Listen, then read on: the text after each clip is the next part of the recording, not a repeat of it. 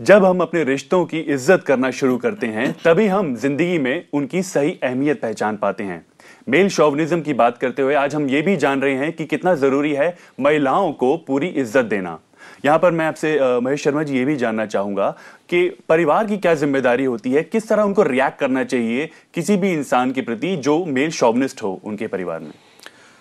देखिए, यहाँ पर ये चीज़ पहले हमें समझ लेनी चाहिए कि मेल शोविनिस्ट जो एक पुरुष है उसके पीछे उसकी जरूरी नहीं है कि उसके अंदर कुछ अहमियत है तभी वो मेल शोविनिस्ट है। कुछ फियर्स, कुछ इनसिक्योरिटीज ऐसी हो सकती हैं जिनको छुपाने के लिए वो मेल शोविनिस्ट का एक ओढ़नी ओढ़ी हुई है उन्होंने।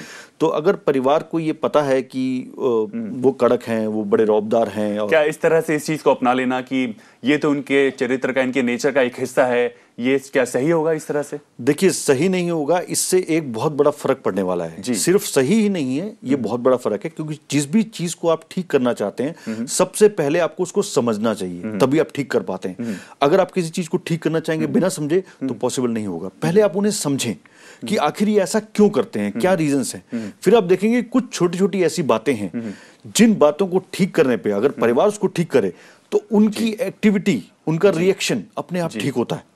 अगर वो उस पर ध्यान दें, इससे ज्यादा कि वो उनको कॉन्ट्रैक्टेड करें या उनसे बहसबाजी करें, इससे ज्यादा अगर वो इस पे ध्यान दें कि कौन सी वो चीजें हैं जो इस चीज को बढ़ावा दे रही हैं तो ज्यादा बेटर होगा।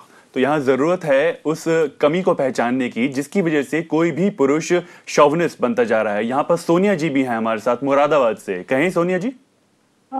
एक्चुअली मुझे ये जानना था कि मेरी एंगेजमेंट 4 महीने पहले हुई है। तो जिनसे मेरी एंगेजमेंट हुई है इसके बाद हमने एक दूसरे को जानने के लिए बात करनी स्टार्ट की। तो मैं काफ़ी डिसअपॉइंटेड हुई क्योंकि उनके नेचर में मैंने बहुत सारी कमियां पाई। एक तो उनका एटीट्यूड काफ़ी डोमिनेटिंग है और वो कंडीशंस उन्होंने फ्यूचर के लिए कुछ कुछ कामों के लिए रख लिए कि तुम इस तरह से तुम्हें चलना है, ये काम ऐसे करना है, अगर ऐसा नहीं करोगी तो तुम्हें फ्यूचर में प्रॉब्लम आएगी और तुम्हें कोई कॉम्प्रोमाइज करना है। मेरी मर्जी जानने की कभी कोशिश नहीं करते हैं वो।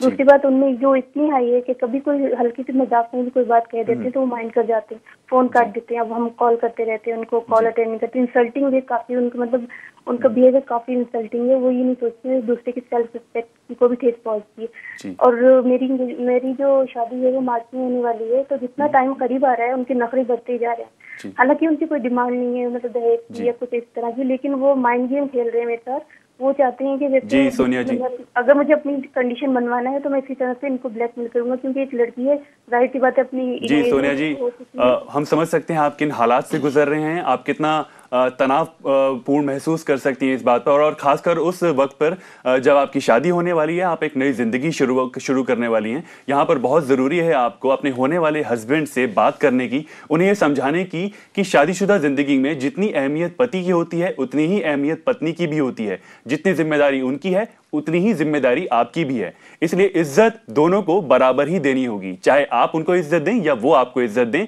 इसमें दोनों की हिस्सेदारी बराबर ही होगी।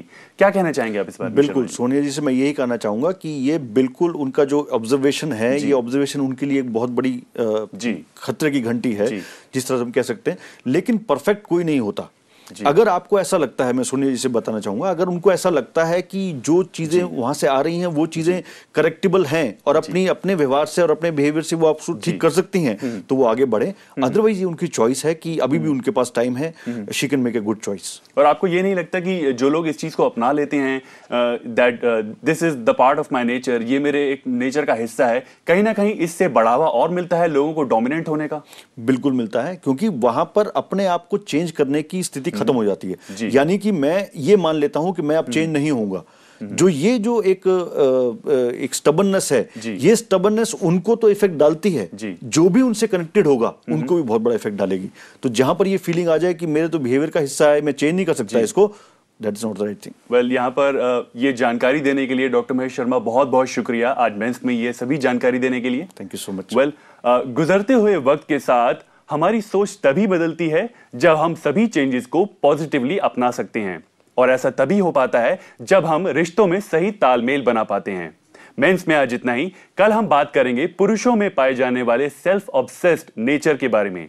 अगर आप हमें कोई भी सुझाव देना चाहते हैं तो ईमेल करें mens@pragya tv.com पर। मिलते